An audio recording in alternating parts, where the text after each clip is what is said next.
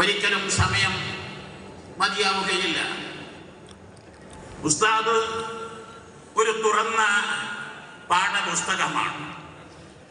ഈ പ്രായാധിക്യത്തിൽ ഇത്രയും ദൈർഘ്യത്തിന് ആരോഗ്യത്തോടെ എന്തുകൊണ്ട് ഈ പ്രായാധിക്യത്തിൽ ഇത്രയും മാരകമായ രോഗം വന്ന് വൈദ്യന്മാർ കൈവിട്ടെടുത്ത് ഇത്ര ആരോഗ്യത്തോടെ ഊർജ്ജസ്വലതയോടെ അതിലേറെ ആവേശത്തോടെ വന്ന മറ്റൊരു പണ്ഡിതൻ ആരാണ്? ഈ വിനീതന് മനസ്സിലാക്കുന്നു.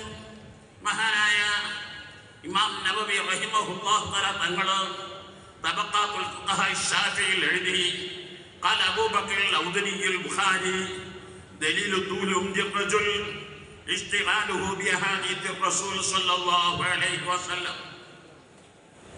ഒരു മനുഷ്യൻ ദീർഘായുസ് ലഭിക്കുമോ ഇല്ലേ എന്നതിന്റെ വ്യക്തമായ ലക്ഷണമാണ് അഷ്റഫുൽ ഖൽഖ് സ്വല്ലല്ലാഹു അലൈഹി വസല്ലം തങ്ങളുടെ ഹദീസുകളുമായി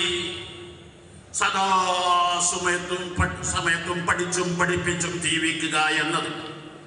മഹാനായ ശൈഖുന സുൽത്താൻ മക്കാന്തപുരം ഉസ്താദ് ദക്ഷിണേന്ത്യയിലെ തെന്നിന്ത്യയിലെ അത്യുന്നത കലാലയമായ ജാമിയ ബാഖിയാത്തുസ് സാലിഹാത്തിൽ പഠിക്കുമ്പോൾ അതിന്റെ മുമ്പ് ബഹ്റുൽ ഉലൂമിന്റെയും ബിച്ചാലി ഉസ്താദിന്റെയും മറ്റു ദർസുകൾ പഠിക്കുമ്പോൾ ഫുൾ ടൈം ഹദീസ് കൊണ്ട് വിശിഷ്യ ശൈഖ് ഹസൻ ഹസ്രത്ത് ഖദ്ദസല്ലാഹു സിർറുൽ അസീസ് ഹദീസ് ലോകത്ത് വലിയ മാഹിറാണ്.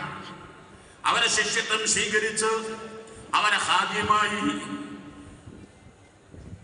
കോഴിക്കോട് ജില്ലയിലെ താമരശ്ശേരിക്കടുത്ത മങ്ങാട് ദർസ് തുടങ്ങുമ്പോൾ ആദ്യമായി സ്വഹീഹുൽ ബുഖാരി തുടങ്ങി കൊടുക്കുന്നത് ശൈഖ് ഹസൻ ഹസ്രത്ത് റളിയല്ലാഹു അൻഹു ആണ്.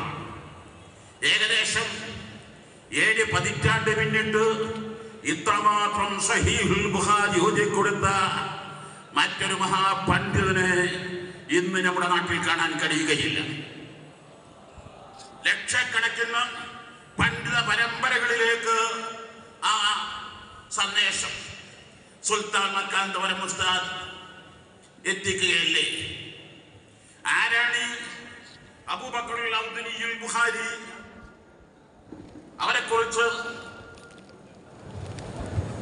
ഇമാം ശാഫിഈ ബിമാ വറാ അൻ-നഹർ ഫി അസ്ലിഹി ബിലാ മുദാഫ മഹാനായ ഇമാം നബവി റഹിമഹുല്ലാഹു തആല തങ്ങൾ പറയുകയാണ് അൽ-ഇൽമു ശജറ ജുദൂറുഹാ ഫി മക്ക വസാഖുഹാ ഫിൽ മദീന